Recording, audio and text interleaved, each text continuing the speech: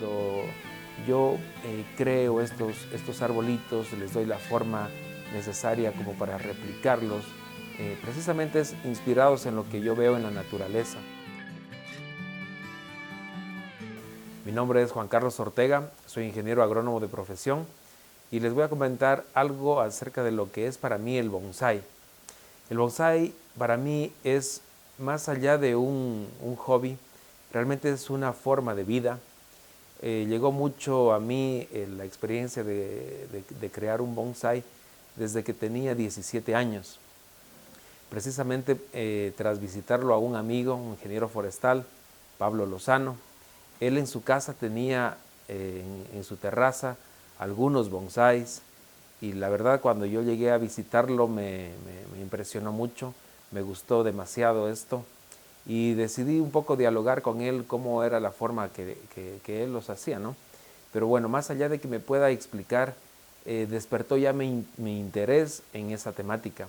Y fue así que en el campo de acción del colegio donde yo estudiaba en aquella época, en Daniel Álvarez Burneo, pude tener la experiencia de trabajar también en la opción de educación ambiental y reforestación, haciendo viveros, y ahí empecé a propagar las primeras plantas, a conocer estas técnicas de propagación, que más tarde también, con el pasar de los años, decidí estudiar en la universidad una carrera de agronomía.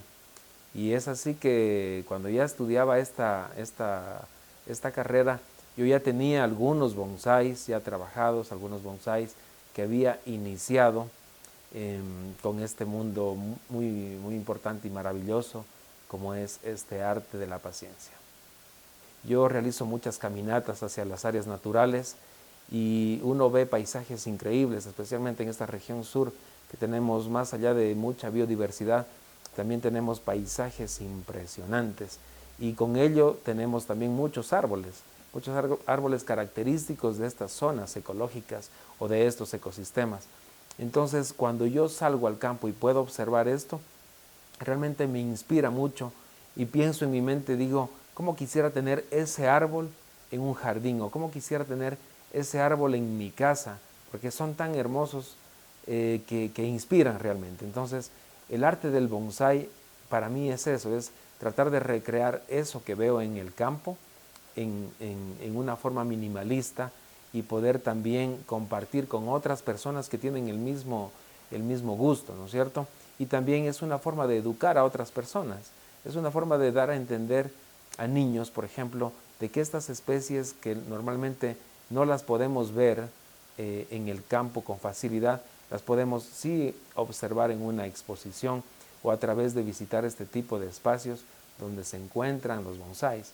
Entonces eso también es una forma obviamente de educar, es una forma de dar a conocer lo que se tiene, pero también lo importante de esta parte que es la parte espiritual, de poderte conectar con otros seres vivos diferentes a nuestra especie, que son las plantas y los árboles.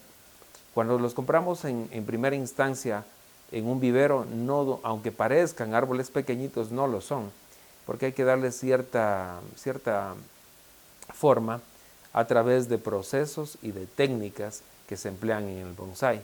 Y en eso podemos hablar algo del alambrado, por ejemplo, que es fundamental para poder dar la estructura que queremos a los árboles. Esa es un poco la forma como se debe elegir una especie, o particularmente como lo hago yo. Elijo que tengan estas características, que tenga también un tallo ya un poco atractivo, ¿no es cierto? Que tenga una altura más o menos entre unos 25 y 40 centímetros de altura. Esa es la forma como yo elijo las especies y también el tipo de hoja, que es fundamental. Ahora, se puede ser más atractivo un bonsái de pronto, porque para las personas también es muy llamativo ver en las exposiciones que se realizan y también particularmente es muy bonito trabajar con especies que hagan frutos.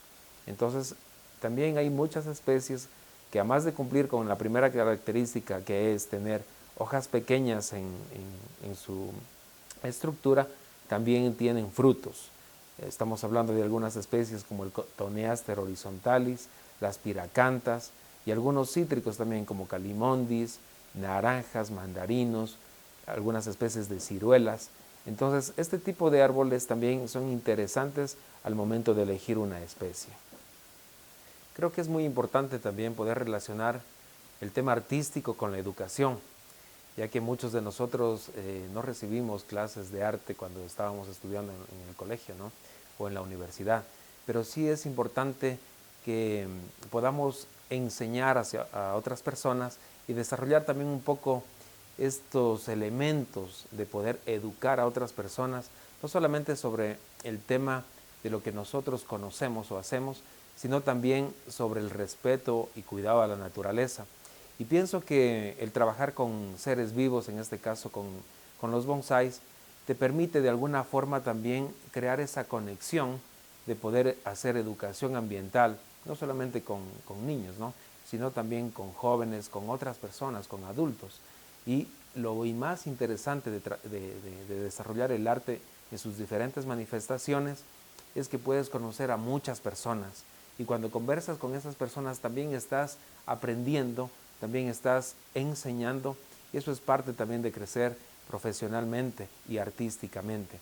Entonces, en el tema de los bonsáis, cuando yo quiero enseñarle, por ejemplo, a un estudiante, a un joven o a un adulto, cuál es la especie, por ejemplo, el romerillo o el podocarpus, ¿no es cierto? Tenemos un parque nacional acá en el sur del Ecuador, el fantástico Parque Podocarpus, pero este parque nacional lleva el nombre por una especie que es el romerillo, ¿no es cierto?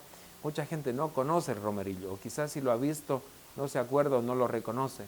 Entonces, de ahí la importancia de que estos espacios que se pueden crear a través de los medios de comunicación, a través de los espacios verdes, a través de las exhibiciones o exposiciones, también nos den la oportunidad de poder conversar con otras personas y de esa forma también compartir conocimientos, dar a conocer estas especies interesantes, estas especies emblemáticas que son muy importantes para nuestros ecosistemas y obviamente para la vida misma del ser humano.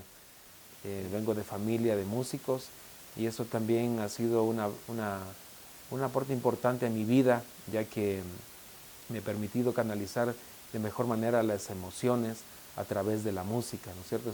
En sus diferentes etapas. Cuando uno es joven tiene un sentir por la música, cuando eres adulto ya vas un poquito siendo más selectivo con ciertas cosas, musicalmente hablando, y creo que cuando vamos ya para la tercera edad también somos ya un poco más específicos y selectos en la música que escuchamos.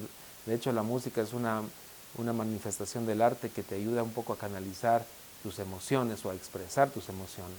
En el caso mío, yo soy un músico de rock, toco en una banda, la banda se llama Abstracto.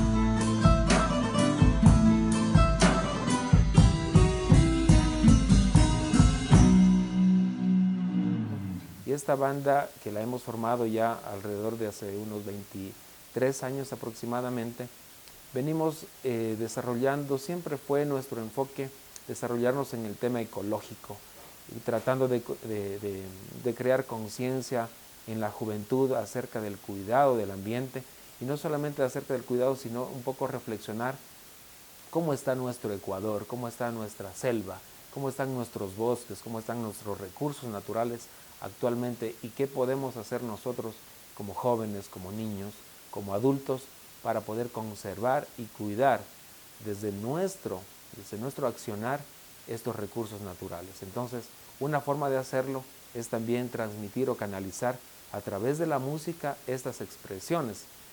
La música es un arte, pero debe complementarse también canalizando con buenos mensajes, con buenas líricas, a través de crear una reflexión crítica también sobre el tema ambiental.